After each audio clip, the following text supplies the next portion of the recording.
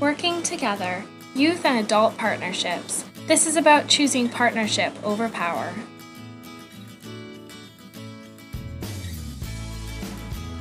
In many communities, it is not uncommon for youth to feel ostracized and have little support systems in place.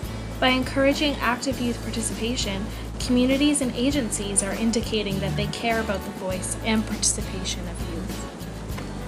One of the most effective factors involved in reducing the level of engagement youth have in high-risk behaviors is a healthy relationship with adults within their community.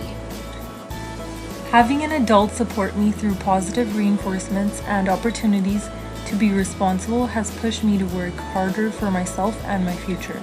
Without the support, I wouldn't be the person that I am today, which is a comfortable and thankful person. Having an inclusive mindset is crucial when working with youth. Putting aside any preconceived notions or prejudice that an agency has about youth and youth involvement is the first step in facilitating a welcoming environment. Adults can improve the participation youth have in projects by remembering not to tokenize them. Many community resources and organizations have good intentions when they decide to include a youth representative in a program planning or evaluation discussion. However, it has become an all too common occurrence for youth to be invited to contribute, yet told not to speak unless spoken to. This practice is referred to as tokenism. When youth are trying to share an idea and adults refuse to consider the input, that is an example of tokenism. Another aspect of mindset that adults should be wary of is assuming that they are better or more capable than youth solely based on the difference in age. This is referred to as adultism.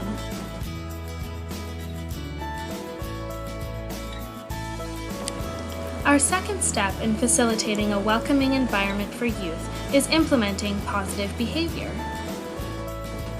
Having an open and engaged body posture when speaking and listening to youth encourages a more open conversation.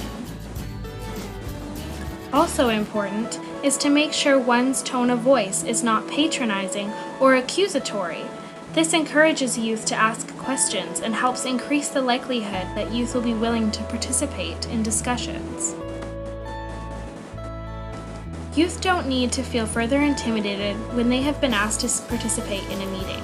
Therefore, it is important that we mind spatial boundaries in order to help create a more comfortable environment for the youth.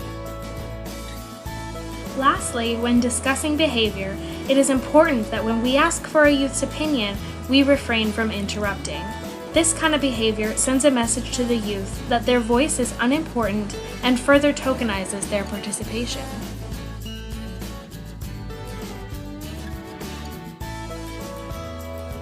The third step adults and agencies should take in facilitating a welcoming environment that encourages youth involvement is making their expectations realistic.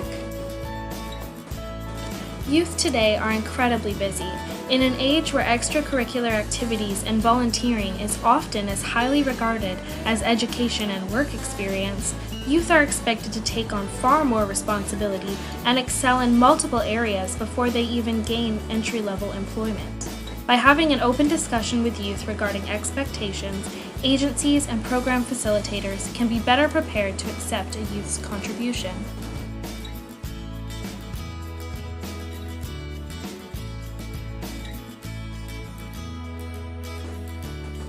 Also important to remember is when working with youth, it is crucial that we acknowledge that experienced trauma can play a role in how some youth behave and respond to adults. Trauma-informed practice is a strengths-based approach that emphasizes physical and emotional safety. By engaging in this approach, adult allies are aiding youth trauma survivors in rebuilding a sense of control and empowerment over their lives. Through this practice, program facilitators can contribute to an environment where the potential for further re-victimization is mitigated and where all youth, regardless of their past experiences, can learn and grow at a pace that feels safe for them. Some additional ways adults can facilitate healthy youth participation is through our 4-step process. Step 1 is encouragement. Applauding youth when they have accomplished something is appreciated, particularly when the praise is genuine and expressed in a respectful manner. The second step is what we call checking in. By asking how everyone is doing and partaking in a conversation, rather than only discussing work-related material, adults can further strengthen their relationships with youth.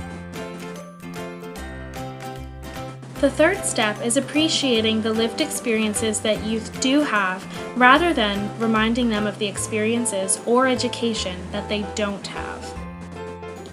The fourth step is really engaging with youth in a respectful manner and listening to what they have to say. This ultimately facilitates a welcoming environment for youth participation. Organizations and agencies that work in alliance with local youth often use far more innovative techniques and see an improvement in their approach when addressing different age groups.